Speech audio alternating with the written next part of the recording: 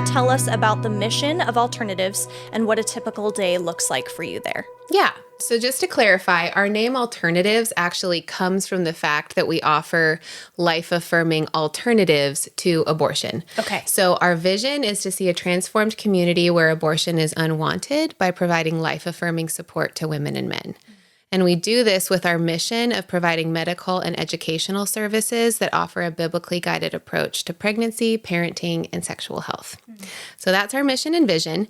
And then a typical day for me as the nurse manager is managing the medical clinic under the authority of our 2 physicians who actually volunteer, Wow. which is amazing. Yeah. And then administratively, I report to my executive director. Okay. So I support the staff and volunteers of the medical clinic as they minister to our patients, whether that's face-to-face patient care or whether it's behind the scenes, the data entry people.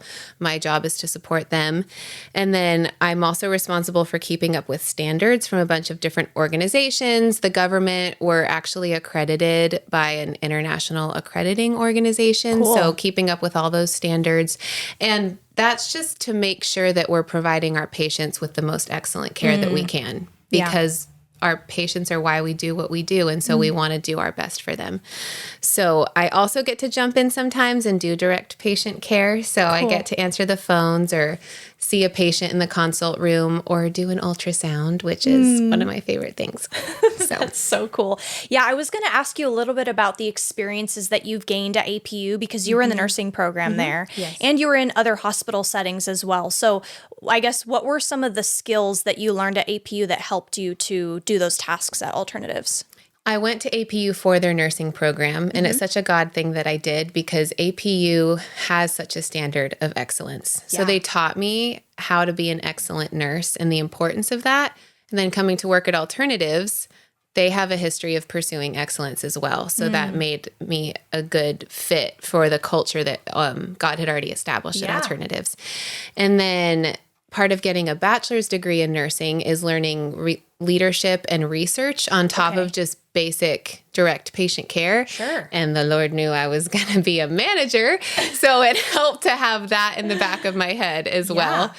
And then finally, Azusa Pacific taught us in the nursing program the importance of spiritual care and that we're whole people. And even though they were mostly training us to do hospital patient care, they taught us to keep in mind that we're spiritual people and that our patients are going to need spiritual care whenever possible. And again, that prepared me for the culture of Alternatives because we take care of our patients in a holistic manner.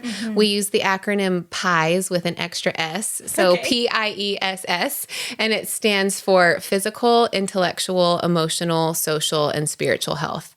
And we hit all those aspects with patients, either over the phone, even if we're never going to see them in person, or when they come and have an appointment. We just try to hit all those topics because that's all the aspects of who we are, and we all need care in those areas.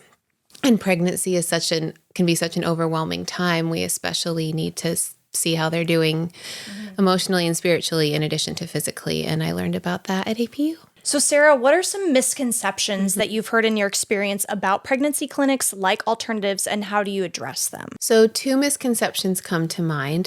The first is that a lot of people think that all we care about is saving babies and that somehow we're measuring our success by how many of our patients give birth and that we stop there. Okay. But we're not pro-birth. We're pro-life, and life is a lifelong thing. So we're pro-abundant life. We don't just want to see the families that our patients are in surviving. We want to see them thriving. And so some patients place their babies for adoption, and that is how thriving happens for them. For some, that means raising their families, their children in their own families. And so that's where our resource center comes in.